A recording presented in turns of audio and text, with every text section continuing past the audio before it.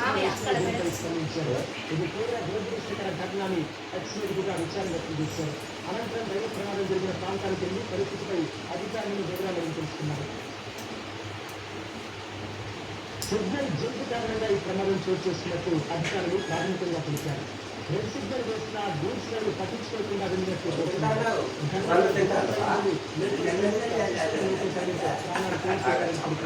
సాయంత్రం జిల్లా express guard మృతుందని చెప్పారు.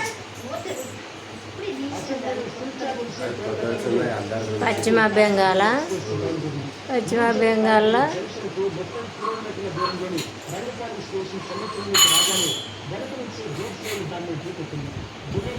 గూడ్స్ రైలు ఢీకొట్టిన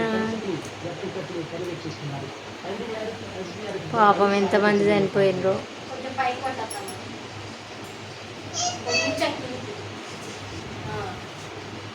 పైన